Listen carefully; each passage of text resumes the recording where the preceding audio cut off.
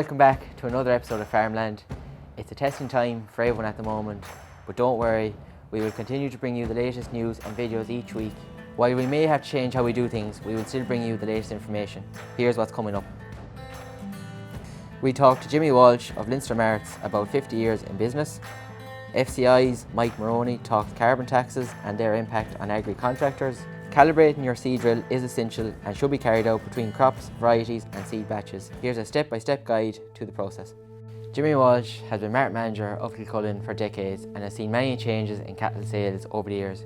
We spoke to him about his time there and the changes that he has seen.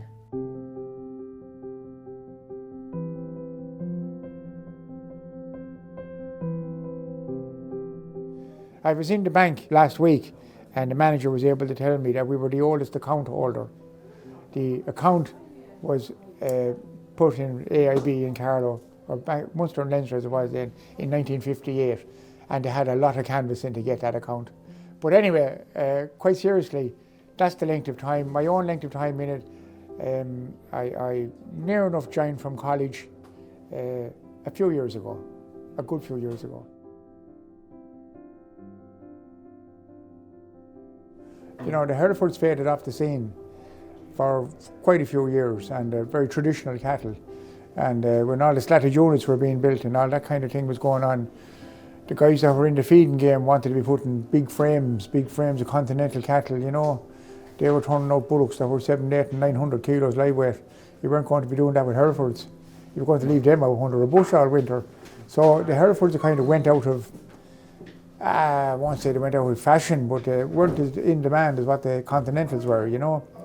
And in fairness then, a good deal of lads coming from the west, the dealers would bring the Continental crosses as well, but back to years it was all the Herefords and the blacks. The Continental ones, the big frames of cattle really took off, say, from the late 1980s, from there forward now.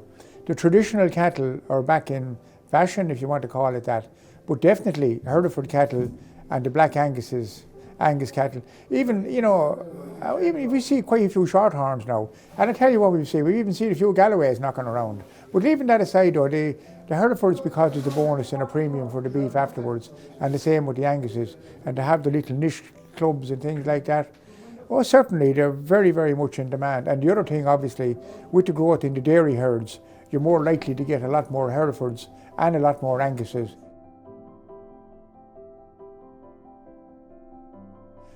"20 years ago, and there's a photograph there that will show you, there wouldn't be a bullock in the yard under 600 kilos. There'd always be 600 kilos plus, and every bullock in the yard would be over the pens. We just kept on rising the pens, the cattle were getting bigger. And that continued then all through the 90s. Our shows and sales here would be something else now. Big cattle, like 650, 700, even 800 kilos live weight would be common enough through the sales rings. Now, obviously those there were big Continental, big Charolais, cross bullocks, that type of thing. Today, you don't have that anymore. Today now you have Friesians, you have the dairy crosses out there, you have the Herefords, you have the Anguses, and you have them in batches, because the dairy herds, generally speaking, are quite sizable. And when a dairy farmer comes to sell cattle, he's not coming with 5 or 6, he's coming with a good load. And maybe a load the following week as well, and he's here to sell. There's no hanging on, because the dairyman, when he comes to a mart with cattle, he comes to do business to sell. They're not going home.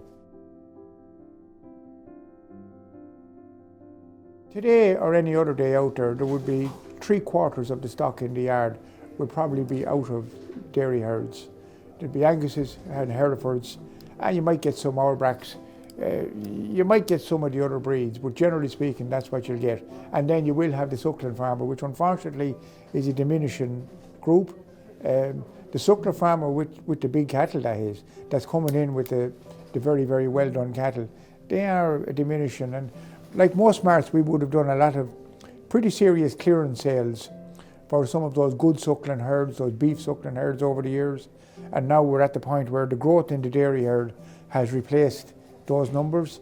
In our case, our numbers in Kilcullen here in this mart have remained consistent year upon year. 20 years ago we were selling the same number of cattle that we're selling today.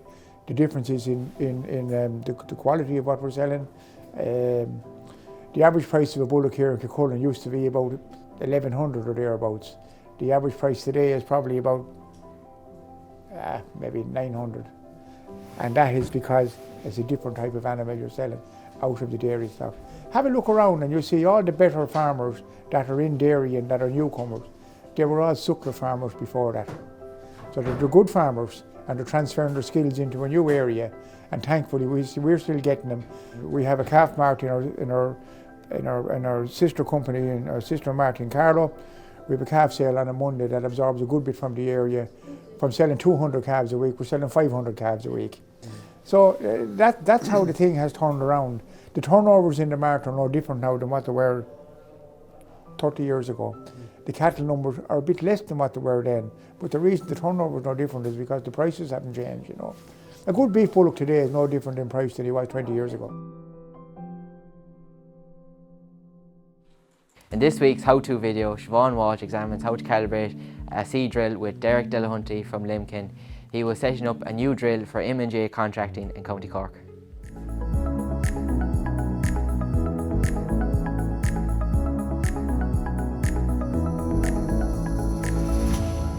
Hello, my name is Siobhan Walsh, and for this week's how-to video we're here in Clyne, County Cork with M&J Contracting, and we're learning how to calibrate a seed drill. So Derek, this morning, lovely sunny morning, we're in Clyne, County Cork. We have a shiny new seed drill. It needs to be calibrated. So we're going to sow spring barley today, and we'd obviously calibrate if we were switching from oats to barley, but why else do we calibrate our seed drills? I suppose the most important thing to remember when you're calibrating your seed drill is you want to be efficient with your use of your seed. You know, this particular machine is a Solitaire 9. It's a high-end, highly efficient machine. It's fully isobus control. It's got section control. It can do variable seed rate, etc., etc. So we want to make sure then that we actually give it the right information to work with. So once we calibrate this machine, then we're going to make sure then that obviously we're getting our seed distribution right, that we're getting the right seeds per square metre, that we're actually getting the right weight of seed being used on any given day with any given variety. And obviously that gives us more accuracy, more efficiency to make sure that we get the best establishment of the crop thereafter. You know, there's a lot of different factors that come into play, like we have our seed depth, etc., etc. But calibration is the first part of the whole process. So when we're switching from varieties, we're going to calibrate the drill. When we're switching batch numbers even within a variety, we're going to calibrate the drill. Extremely important. It's very quick to do, and it's essential that everybody does it. So we're going to run through how to calibrate the drill today.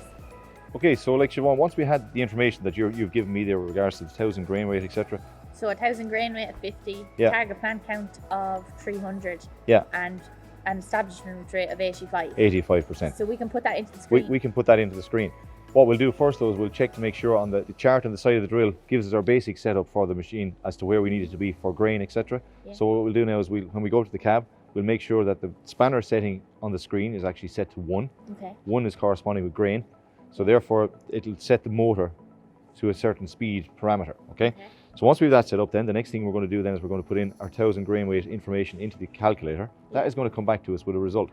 That result then will determine what rate that we're going to actually plant. As we go through the system then, what we do is that there's 7 buttons on the screen.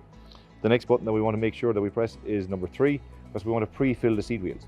Okay, so we've entered the tray on the back of the drill. Yeah. The seed is in the hopper. The most important thing now for pre-filling the seed is that we actually get the seed in the hopper to actually behave like it is out in the field. Yeah. Because what most people don't realize is when they're throwing the seed, it's scattered in all different directions. Grains can be lying in all different directions. Yeah. But when you actually start planting, all the grains start to head towards the outlet. So therefore, by pre-filling the seeds, you're getting that to start happening. You're going to be more accurate with your calibration. Okay, we'll pre-fill the seed tray, we'll empty it out, then we go do our actual calibration. Once the seed is moving like it would in the field, it is time to measure the output. In this case, the seed runs through the drill for 45 seconds, half filling the tray to ensure an accurate reading. The tray and the seed are then weighed. The tray is emptied and then weighed again so that the weight can be taken away from the first weight. The weight of the seed was 6,182 grams in this case. It's important to keep the weighing scales sheltered from the wind to get an accurate reading. Finally, the weight is entered into the controls in the cab. Okay, so Derek, we have the weight off the scale, so the weight was 6,182 grams. Okay, so you're gonna put that into the screen. We're going to input that into the screen. like I said, we've tidied up the machine. Once we get in and input that figure into the screen, the machine will then automatically adjust itself to the rate that we set. And I think, if I remember correctly, it's about 178 kgs to the hectare or something like that was our final figure.